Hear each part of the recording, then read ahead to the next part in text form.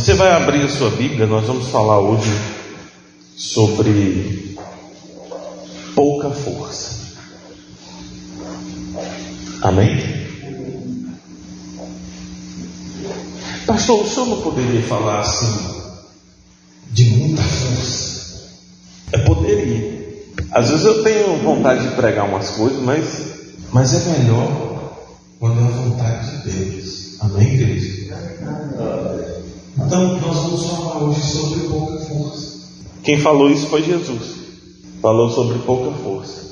E se Deus mandou falar sobre pouca força, então a gente vai falar sobre pouca força. Se Ele dissesse assim, fale sobre muita força, aí a gente fala sobre muita força, tá bom? Apocalipse, capítulo 3, verso 7. É uma carta. Você imagina essas 7 igrejas, hein, recebendo essas cartas. João escreveu essas cartas, inspirado pelo Espírito Santo. Já pensou se Jesus envia uma carta para cada igreja hoje? 7 igrejas, aí Deus deu a direção. João estava na ilha de Patmos, preso injustamente. Esse negócio de preso injustamente é coisa de Satanás, é coisa do diabo. Então João não fez nada. E tentaram matar João. Não sei se você sabe, mas os historiadores falam que tentaram matar João. Os historiadores falam que fecharam João. Olha só que coisa. Fecharam João num recipiente com óleo quente para torrar ele. E quando abriram o recipiente, João estava lá. Tentaram várias vezes matar João e não conseguiram. Então eles pensaram assim: ninguém consegue matar esse João. Vamos botar ele numa ilha. Vamos isolar ele numa ilha. Era uma prisão que ficava numa ilha. Então, além de você estar preso, era uma ilha. Ainda que você solte as cadeias, os grilhões, você está numa ilha, no meio do mar. Como é que faz? Então jogaram ele lá. E o Espírito Santo deu a direção para ele escrever. Amém, igreja? Amém. Então ele escreveu, alguém pegou essas cartas e foi entregando para as 7 igrejas. Estava lá, a igreja estava correspondência. A igreja estava outra, a igreja estava outra. Agora, você imagina se Jesus escrevesse uma carta para cada igreja hoje?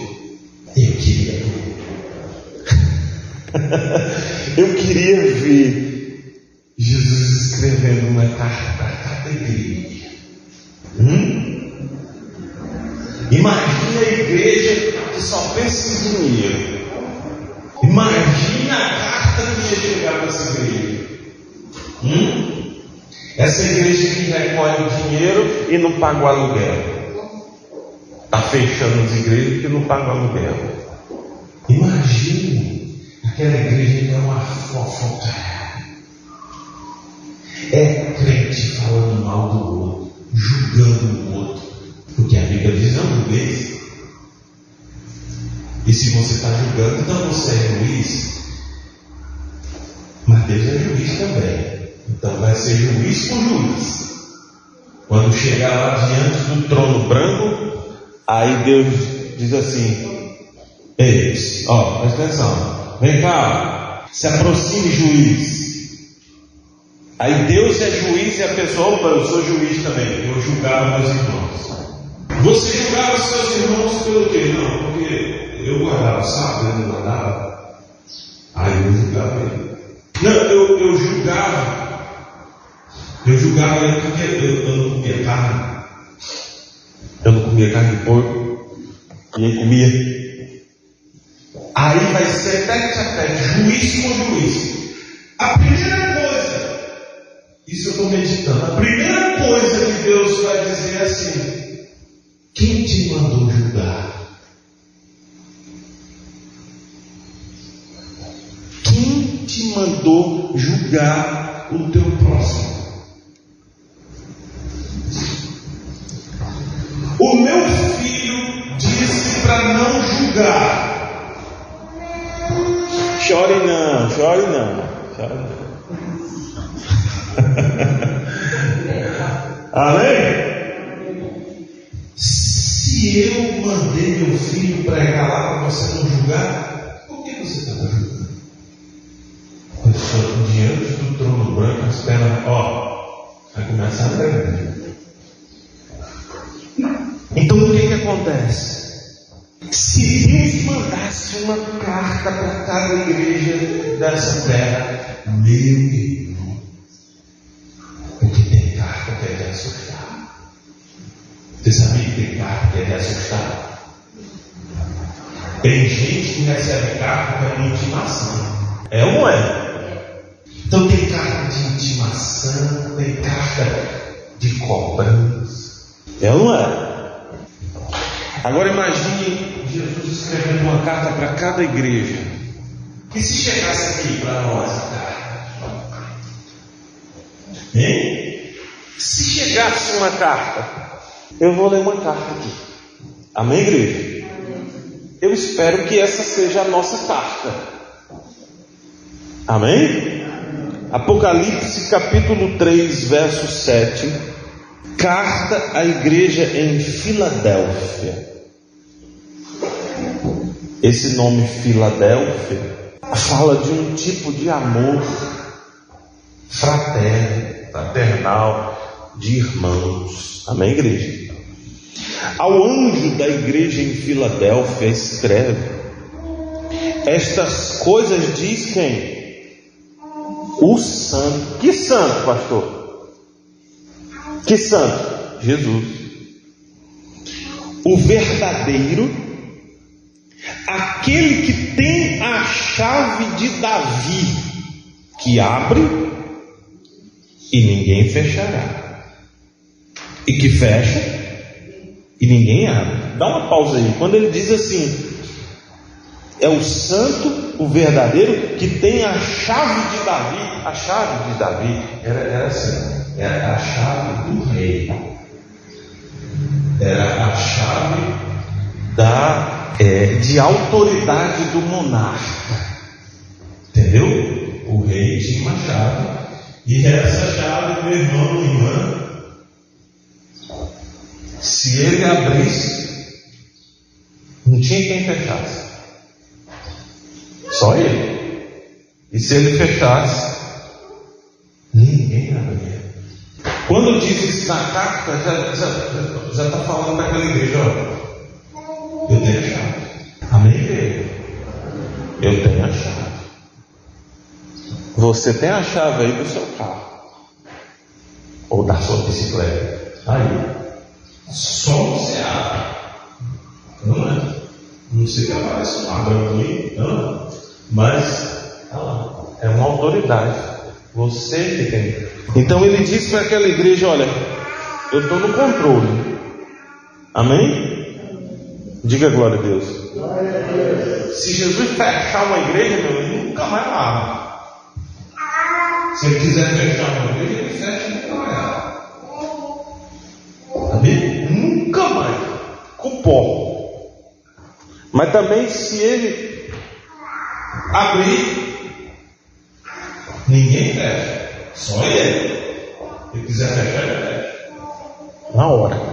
Aí ele diz assim, verso 8: te conhecem, quer dizer, isso é na minha versão, né? Diz assim: conheço as tuas obras, eis que tenho posto diante de ti o quê?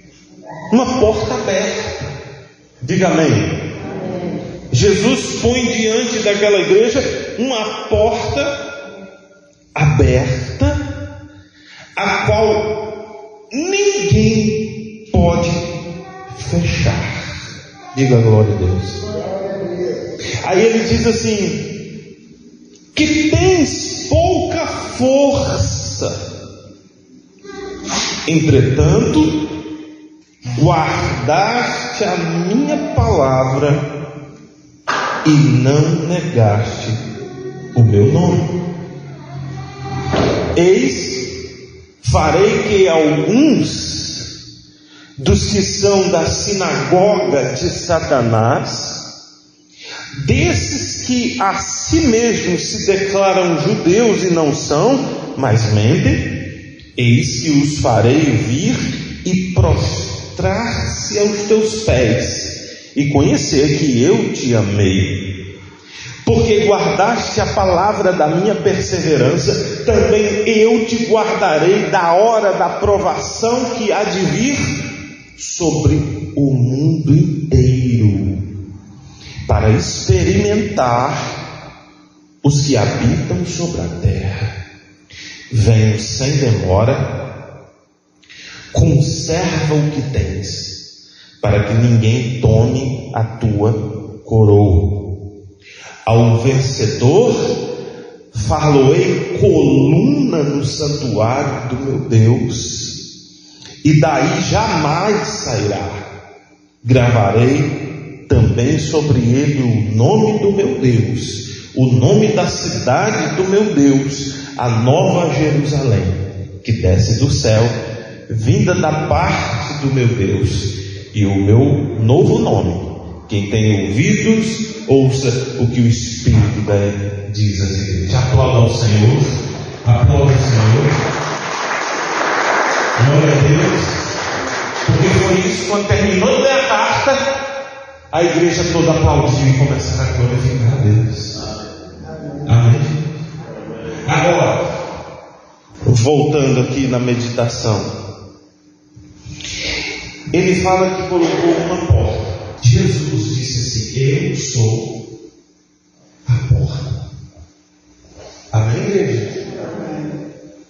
Por que eu não ponho mais uma porta aqui? Porque Jesus é a porta. Quando eu deixei de fazer essas preservadas, muita gente foi embora. Sabe? Isso não é mais o mesmo, não. Quando eu deixei de botar as portas, quando eu deixei de dar os mergulhos na água, na piscina de plástico, muita gente, ele não é mais o mesmo. Jesus disse assim: eu vou pôr uma porta diante de vocês, e essa porta ninguém vai fechar, porque Jesus é a porta. Quem que vai mexer com Jesus? Ninguém pode mexer com Jesus. Diga amém. Então, se Jesus diz: olha, fulano, eu sou a porta, aquele que passar por mim passará e achará pastagem. Jesus é a porta. Ele estava falando para aquela igreja que ele estava dando acesso. Eu te dou o acesso. E ele diz assim: ninguém pode fechar. Aí ele diz assim: que tem pouca força. Eu sei que vocês têm pouca força. Jesus chegou para aquela igreja e falou assim: eu sei que vocês têm pouca força.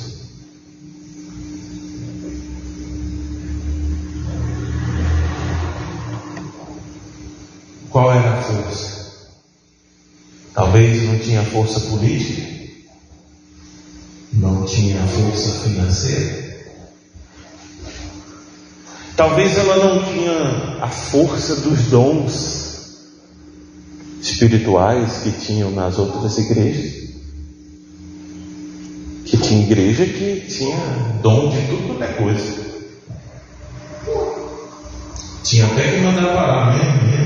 De tanto dom que tinha. Mas Jesus disse assim: olha, eu sei que vocês têm pouca força. Vocês têm pouca força, entretanto guardaste a minha palavra e não negaste o meu nome. Quer dizer, o fato da fraqueza, o fato de não ter força, não interferiu neles guardarem a palavra de Deus e não negar. Por quê? Entenda. Olha o que eu acho aqui. Naquela época existia a adoração obrigatória ao imperador. Então aquele imperador, ele tinha que receber adoração. Olha a confusão. Porque o cristão só adora a Deus. É uma verdade. Só adora a Deus.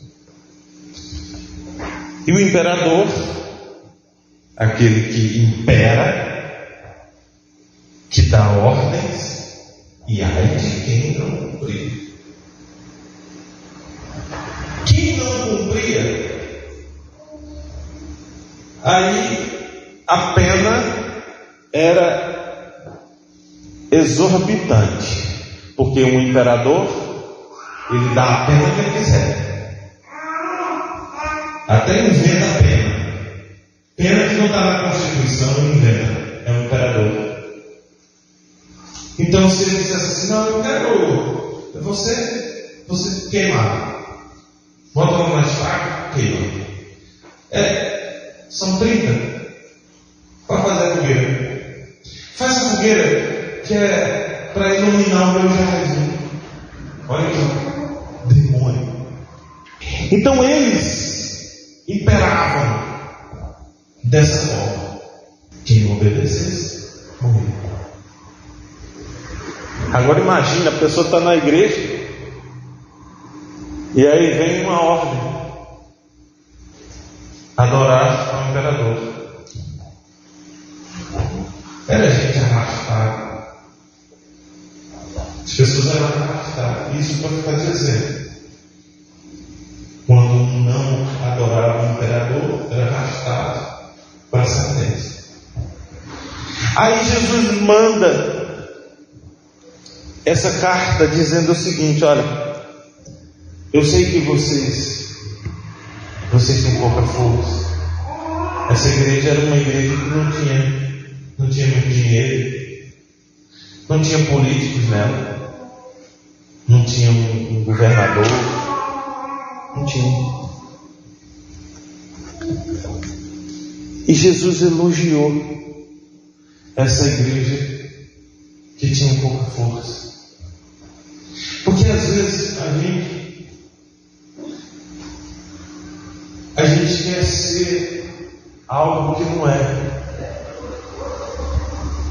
E se é uma coisa que Jesus ele aprecia, é a sinceridade. Quando você chega diante de Deus e diz: Senhor, eu não tenho força. Eu não tenho força mais. Você abre o seu coração e você fala: Senhor, eu não tenho força mais. Quando você já está cansada, sobrecarregada, e diz assim: eu não tenho mais força. Jesus nunca vai te condenar por falta de força. Porque Jesus, no momento que ele estava carregando a cruz, ele precisou de alguém para carregar a cruz, porque ele não tinha mais força. Além de carregar a cruz, era no chicote, era no caniço, era na pancada. E chegou um momento que Jesus não tinha mais força, e teve que alguém carregar a cruz. É por isso que a Bíblia diz assim: olha, diga ao fraco, eu sou forte. Amém. Amém? Diga ao fraco. Quer dizer, você está fraca. Você tem que dizer ali: eu sou forte em Cristo. Eu sou forte em Cristo. Mas você sabe que você está fraca. sinceridade diante de Deus, que você está fraca. Mas Ele diz assim: aquele que está fraco pode dizer que está forte, porque eu vou fortalecer. Então, mesmo fraca, a Bíblia diz que eles guardavam a palavra. Porque a pessoa diz assim: minha fraqueza, a carne é fraca. É ou é? A pessoa diz assim: a carne é fraca. Não, a Bíblia diz que o fraco, mesmo fraco, guarda a palavra.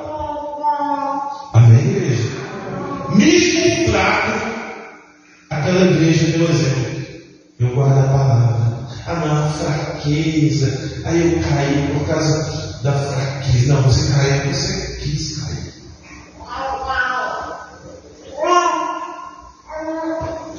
Mesmo fraco, guardou a minha palavra e não negou.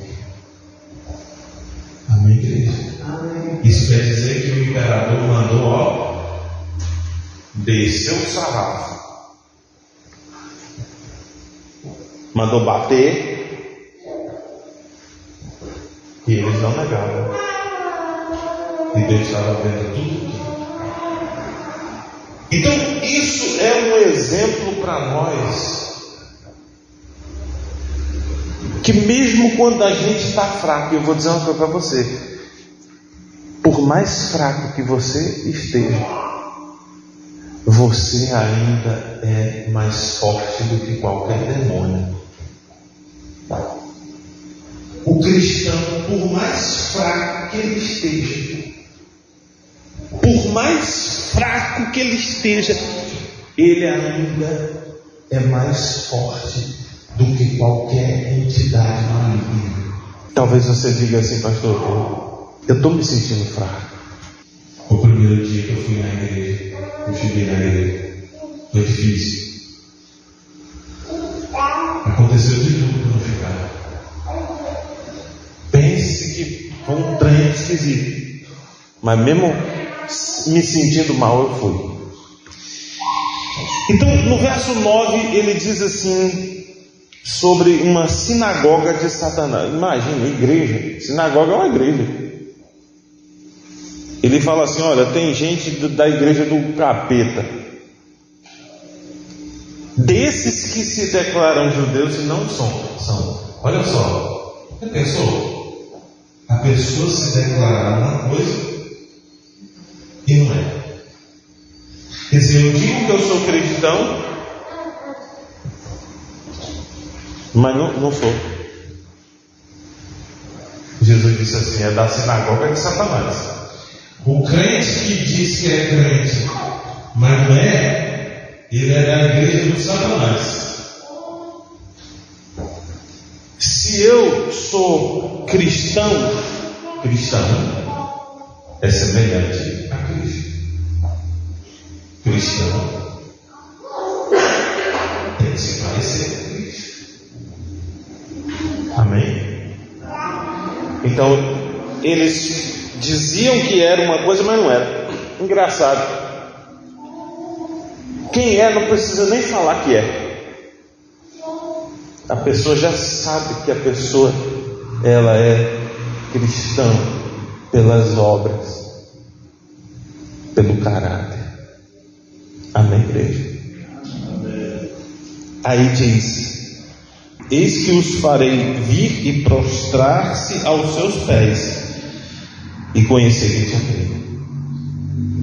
Jesus prometeu para aquela igreja que essas pessoas ruins iam se humilhar a ela.